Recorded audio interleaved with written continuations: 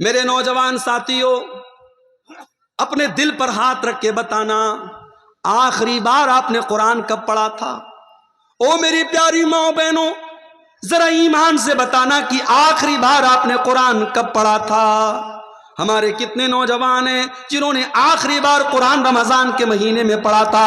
دوسرا رمضان آنے والا ہے، بیچ میں ایک بار بھی فرصت نہیں ملی کہ قرآن کو اٹھا کر کے پڑھ سکے۔ او لوگو، واٹس ایپ پر تو روز تم اپنے دوستوں کے میسج چیک کرتے ہو، اور فیس بک کے اوپر تو ڈیلی دیکھتے ہو کتنے لوگوں نے لائک کیا، کتنے لوگوں نے ڈس لائک کیا، تمہاری پوسٹ کو کتنے لوگوں نے دیکھا، تمہارے اسٹیٹس کو کتنے لوگوں نے دیکھا۔ او میری بہنوں، تم انسٹاگرام پر کوئی چیز پوسٹ کر کے دیکھتی ہو، ہماری پوسٹ کو کتنے لوگوں نے لائک کیا۔ او لوگو، یہ قرآن بھی تو اللہ کا کلام ہے، یہ قرآن بھی تو اللہ کا میسج ہے، یہ قرآن بھی تو اللہ کا پیغام ہے۔ اس قرآن کو تم کھولنے کی ضرورت کیوں نہیں محسوس کرتے؟ قرآن کو کیوں نہیں پڑھتے میرے بھائی؟ قرآن کو ہم نے برکت کی کتاب بنا دیا، قرآن کو ہم نے گلے میں تعویذ بنا کے لٹکانے کی کتاب بنا دیا۔ وہ بڑی اچھی ایک نظم ہے، بچوں کے کتاب میں آپ کو مل جائے گی، سلیبس میں۔ طاقوں میں سجایا جاتا ہوں، دھو دھو کے پلایا جاتا ہوں، آنکھوں میں بسایا جاتا ہوں، ہر واز میں سنایا جاتا ہوں۔ قرآن برکت کی کتاب بنا کے رکھ دیا گیا، طاقوں میں سجا دیا گیا، آنکھوں میں بسا لیا گیا۔ قرآن پر کوئی غور کرنے کو تیار نہیں ہے، قرآن کو کوئی پڑھنے کو تیار نہیں ہے۔ او میرے بھائیو، میری بہنوں، آج قرآن کا بنگلہ بھاشا میں بھی انواد ہو چکا ہے، قرآن کا انگلش میں بھی ٹرانسلیشن موجود ہے، قرآن کا اردو میں بھی ترجمہ موجود ہے۔ جو بھاشا آپ کو آتی ہو، جو لینگویج آپ کو آتی ہو، اس زبان میں قرآن کو سمجھنے کی کوشش کرو، قرآن کو پڑھا کرو، قرآن پر غور کیا کرو، یہ بڑی برکت والی کتاب ہے۔ اللہ قرآن میں کہتا ہے وَقَالَ الرَّسُولُ يَا رَبِّ إِنَّ قَوْمِ اتَّخَذُوا هَذَا الْقُرْآنَ مَهْجُورًا۔ قیامت کے دن اللہ کے پیارے رسول کہیں گے کہ اے اللہ، میری قوم نے قرآن کو چھوڑ دیا تھا، میری قوم نے، میری امت نے قرآن کو چھوڑ دیا تھا۔ اے لوگو، یہ قیامت کے دن اللہ کے نبی اللہ کی عدالت میں ایک کیس دائر کریں گے، کہیں یہ کیس ہمارے خلاف نہ پڑ جائے۔ او لوگو، قرآن سے اپنا تعلق مضبوط کر لو۔ اللہ کے پیارے نبی فرماتے ہیں ان اللہ یرفع بہذا الکتاب اقواما ویضع بہ آخرین۔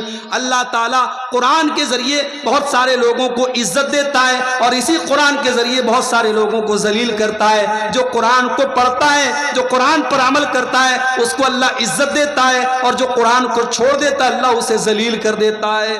ہم نے قرآن کو چھوڑ دیا میرے بھائی۔ موبائل 1 گھنٹے کے لیے ڈسچارج ہو جائے، ہمارے نوجوانوں کی تو ایسا لگتا ہے سانس اٹک گئی، سانس اٹک گئی، ایسا لگتا ہے 1 گھنٹے میں کتنا امپورٹنٹ کام اس کا چھوٹ رہا ہے، کتنے میسج بیچارہ بھی نہیں دیکھ پا رہا ہے، کتنے واٹس ایپ پر اس کے دوستوں نے ویڈیو اور فوٹو بھیجے ہوں گے وہ نہیں دیکھ پا رہا ہے۔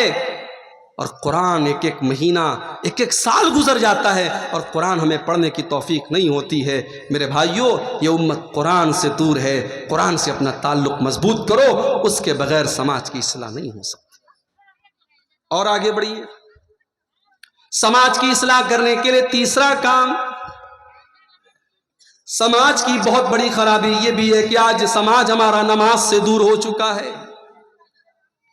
اسی بنگال کے علاقے میں، اسی جھارکھنڈ کے اور بہار اور بنگال کے علاقے میں نے دیکھا ہے کہ رات بھر تقریر ہوتی ہے، فجر کی اذان کے ٹائم جلسہ ختم ہوتا ہے، الصلاۃ خیر من النوم کی آواز دے کر کے فجر کی اذان ہو رہی ہے، مؤذن چلا چلا کے کہہ رہا ہے الصلاۃ خیر من النوم۔ او لوگو، نماز نیند سے بہتر ہے، او لوگو، نماز نیند سے بہتر ہے۔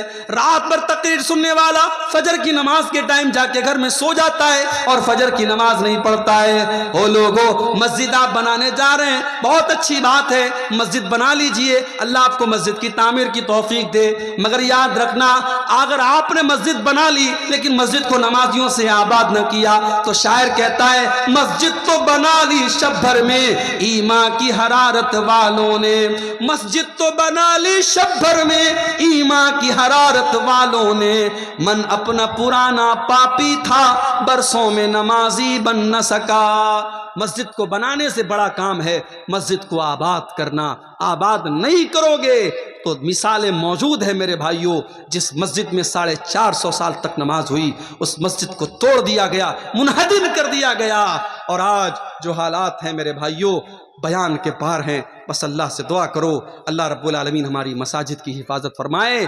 بڑے خطرناک منصوبے ہیں, بڑی خطرناک پلاننگز ہیں. آپ کی مسجدیں, آپ کے مدرسے, آپ کے علماء ٹارگٹ اور نشانے پر ہیں. میرے بھائیوں میں آپ کو کوئی غلط میسج نہیں دے رہا ہوں, بس ایک الرٹ کر رہا ہوں کہ آپ اس ملک کے قانون اور سنویدھان کی روشنی کے اندر, اس کے دائرے کے اندر اپنے تحفظ کی فکر کیجئے. میرے پیارے ساتھیوں مسجدیں آج بن رہی ہیں مگر ان مسجدوں کو آباد کرنے والے کتنے لوگ ہیں؟ اور مجھے تو کبھی کبھی حیرت ہوتی ہے. آپ بنگال کے رہنے والے ہیں, میں بنارس یو پی کا رہنے والا. جب ممبئی کا نام آتا ہے تو ہمیں لگتا ہے یار ممبئی تو بہت بڑی سٹی ہے. ممبئی کا نام آتا ہے تو ہمیں سلمان خان اور شاہ رخ خان اور فلمی دنیا کی یاد آتی ہے. مگر آپ یقین کریں آپ کے کلیا چک کے جو حالات ہیں, میرے بنارس کے جو حالات ہیں, ہمارے یو پی کے جو حالات ہیں, آپ یقین کریں نماز کے معاملے میں آپ سے بہتر حالات ممبئی کے ہیں. اور آپ کے اسی علاقے کے بہت سارے لوگ ممبئی میں جاب کرتے ہوں گے, کام کرتے ہوں گے. ان سے جا کے پوچھ لیجئے کہ ممبئی میں برائیاں اپنی جگہ ہیں مگر فجر کی نماز میں آپ چلے جائیے مسجد میں تو آپ کو نوجوانوں کی بڑی تعداد فجر کی نماز میں آپ کو مل جائے گی. آپ کے اپنے علاقے میں بہار, بنگال اور یو پی میں آپ کو نماز کے معاملے میں زیادہ لاپرواہی ملے گی. میرے پیارے ساتھیوں, میری ماں اور بہنوں, نماز وہ عبادت ہے, قیامت کے دن سب سے پہلا سوال ہم سے نماز کے بارے میں ہوگا.